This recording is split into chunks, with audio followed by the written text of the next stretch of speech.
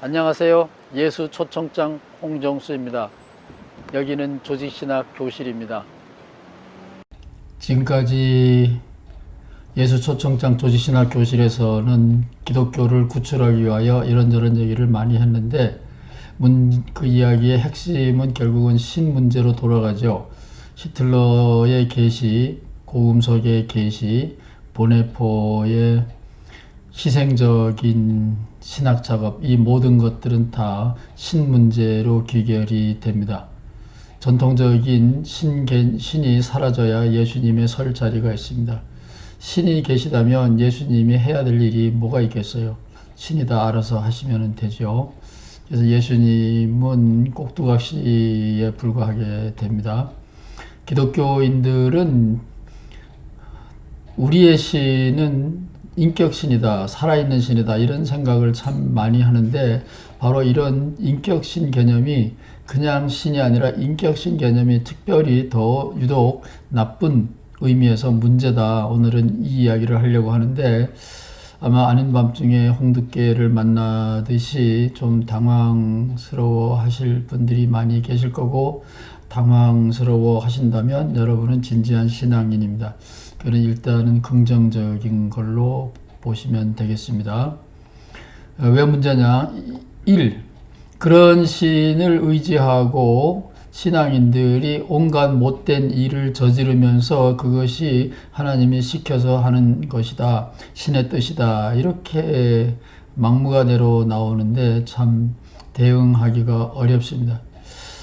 그러므로 여러분의 자녀가 결혼을 아직 안 했다면 연애할 때부터 여러분의 자녀의 파트너가 믿는 종교가 뭔지, 같은 기독교라도 어느 종파, 어느 교단에 속해 있는지, 그 목사가 뭘 설교하는지, 그 목사가 설교하는 그 신부님이 설교하는 그 신의 속성을 반드시 캐 물어야 됩니다. 겉으로 기독교인이라고 해서 다 같은 기독교인이 아닙니다. 이거를 우습게 여기다가 아주 큰 코 다친, 일생을 낭패하고만 심각한 사람들 제 주변에 안타까운 마음으로 지금도 보고 있습니다. 왜냐하면 자기의 신이 명령하는 대로 행동하기 때문에 신을 잘못 믿으면 대단히 위험합니다. 예레미야는 이런 말을 일찍이 했다 그랬어요. 유튜브 교실에서 이미 말씀드렸습니다. 남들의 신은 이스라엘 멸망 직전입니다. 남들의 신은 모두 사람이 만든 공예품이다, 목각품이다, 이렇게 말했고, 이것은 정답입니다.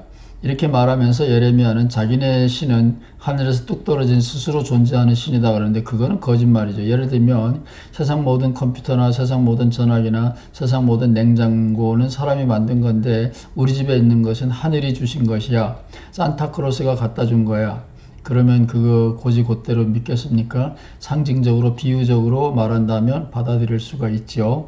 진짜로 하늘에서 어느 날 뚝 떨어졌다면 비행기에서 떨어진 거구나, 외계인이 만들었는데 외계인이 사용하다가 비행 접시에서 흘러내렸거나 뭐 그런 거죠.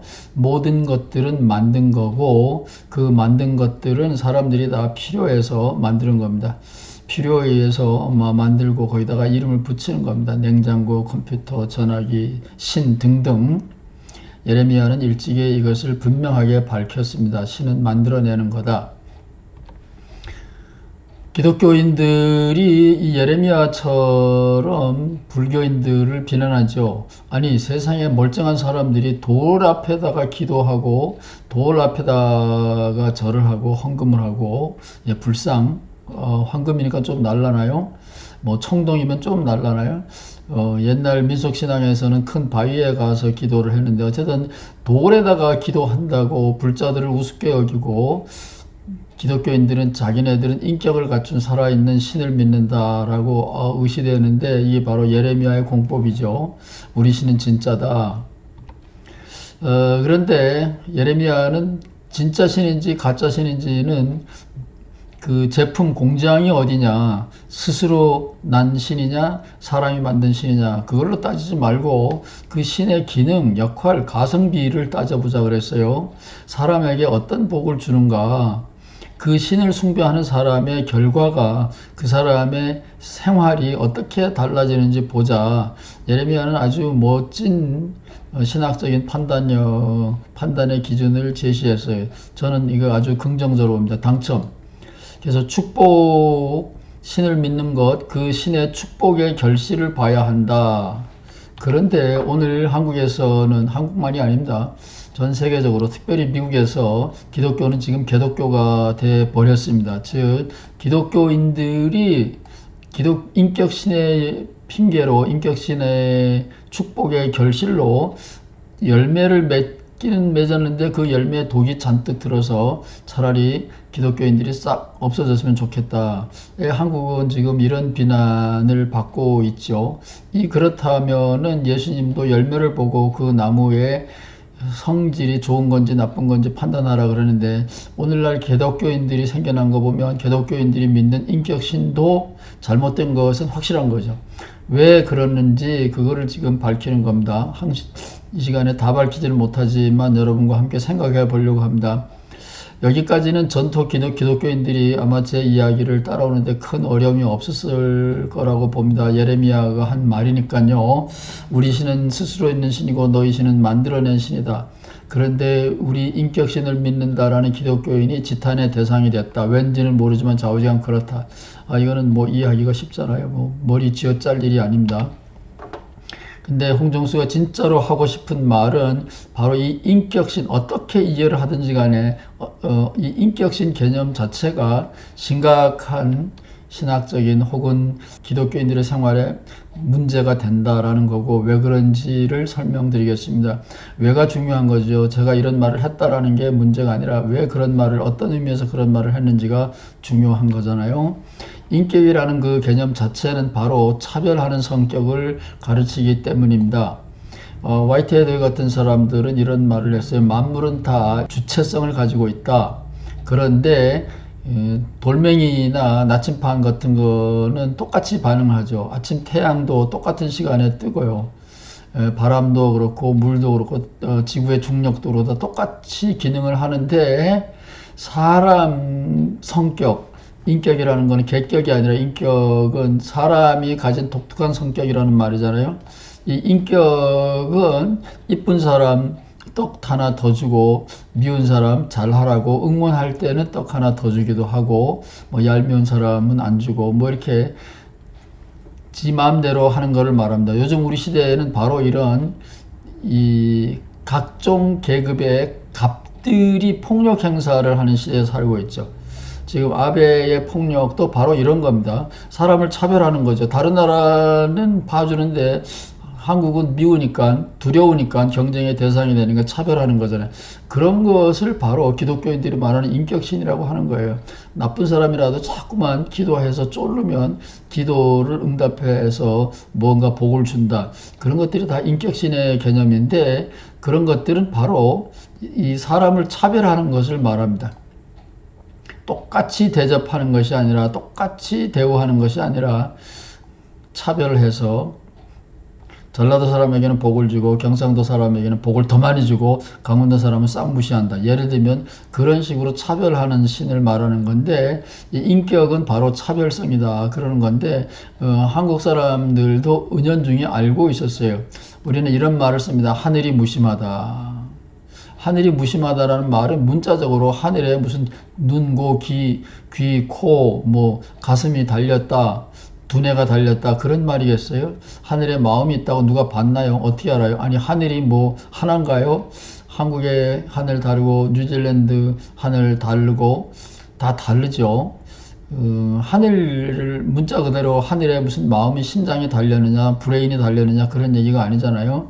우주의 빈 공간 모두가 하늘이다. 그러면 이 우주 아직 다 알지도 못하는데 거기도 마음이 있을까요? 그런 말이 아니죠. 하늘이 무심하다라는 말은 하늘을 얘기하는 것이 아니라, 내 삶이 지금 특별한 아픔을 가지고 있는데 아무도 나의 이 특별한 아픔을 헤아려 주지 않는다, 사람들이. 그런 말을 하늘이 무심하다, 하늘이 원망스럽다, 이렇게 말을 하는 거죠. 나는 열심히 했는데 결과가 너무 처참하게 됐다.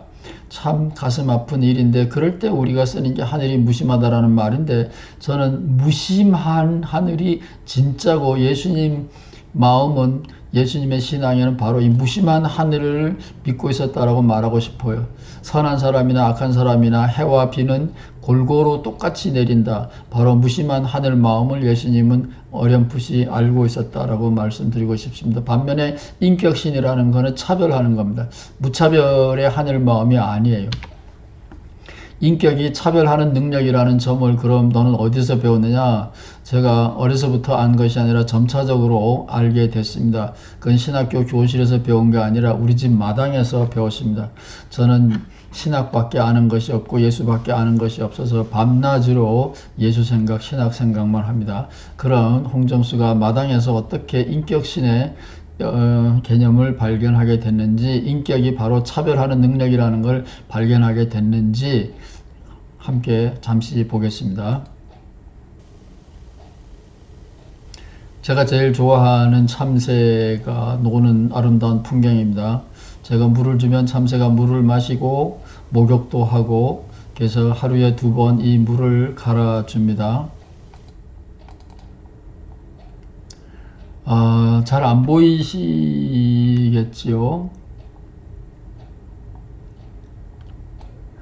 봄에는 이렇게 새끼 참새들이 나와가지고 먹이를 제대로 집어먹을 수도 없는 아기 참새들이 입을 벌리면 엄마가 먹여줍니다. 이런 모습을 보면서 생물의 깊은 질서와 애정을 보게 됩니다. 그런데 이 참새 먹으라고 먹이도 주고 물도 또 넣는데, 참새만 엔조이 하는 게 아니라 등치가 큰 비둘기도 와서 물을 마십니다. 근데 비둘기는 참 귀엽고 사랑스럽기 때문에 비둘기까지는 봐줄만 합니다. 비둘기가 이쁜 거는 비둘기가 이렇게 사랑스럽게 키스도 하더라고요. 얘네들까지는 먹이도 줄 수도 있고 물도 줄 수가 있어요. 근데 이 까마귀는, 이게 새끼 까마귀인 것 같아요. 먹이 달라고 배고프다고 소리치고 있네요. 이게 멀리서 잡혀서 이렇게 사진에 잡혀서 이렇게 조그만합니다. 이 까마귀는 오면 물을 먹으러 오는 것이 아니라 먹이를 들고 옵니다. 기름기가 잔뜩 있는 치킨 다리, 닭다리를 들고 와가지고 한참 담궈놨다가 불 켜가지고 부드럽게 되면 뜯어먹고 하는데, 그 까마귀가 놀다가 가면 다른 짐승들, 다른 새들이 물을 먹을 수 없을 만큼 물이 지저분해져요. 그래서 이 까마귀들이 못 날아오도록 무슨 방안을 써야 되겠다, 제가 차별해야 되겠다 생각을 많이 했죠. 저희 집에 가끔씩 오는 이 무서운 이 독수리 종류인데, 이 매, 이런 것들도 날라오는데, 이런 것들이 날라오면은 저희 집 동네가 새소리가 하나도 안 들려요. 얘네들은 닥치는 대로 잡아먹기 때문에 새들이 다 숨어버립니다. 이런 독수리 종류까지는 막을 수가 없지만 까마귀를 막기 위하여 무슨 좋은 방안이 없을까? 참새들만, 사랑스러운 작은 참새들만 보호할 수 있는 길이 없을까? 이중예정론처럼 선택을 하기 시작을 했습니다. 근데 그게 쉽지가 않아요. 선택적 사랑이라는 게 쉽지가 않았습니다. 그래서 어느 날 꾀를 썼습니다. 이렇게 물그릇 주변에다가 적당한 크기의 철망을 둘러쳤습니다. 참새들은 이 구멍으로 들락날락 합니다. 독수리들은 물론 못 넘어오고요. 까마귀도 물론 못 넘어옵니다. 물론 여기 그 까마귀 10마리, 20마리도 들어갈 만큼 크지만, 까마귀나 비둘기들은 비행 거리가 있어야 되기 때문에 이렇게 충분히 크지 않으면 여기 날아 들어오지 못합니다. 그거를 나중에서야 알았어요. 그래서 비둘기들은 요 바깥에 와서 물 마시고 목욕은 못하고 갑니다. 참새들은 여기에 자유롭게 들락날락 하면서 이 안에 있는 먹이는 참새 전용입니다. 바깥에다가 먹이를 주면 모든 새들이 먹게 됩니다. 그래서 여기에는 참새 전용 구역입니다. 이렇게 구분해 놓는 차별성, 그게 바로 제가 인격을 가지고 있기 때문에 그런 겁니다. 참새한테는 자기네들에게 유리한 인격 작용이니까 고맙겠지만, 까마귀나 비둘기는 열받겠죠. 바로 그런 것들이 인격신이라는 겁니다.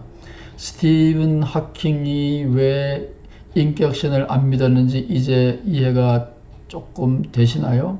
복음서이가 왜 인격신 하나님 기독교를 버리고 무심한 돌부처를 믿는 불교로 갔는지 조금은 이해가 되나요?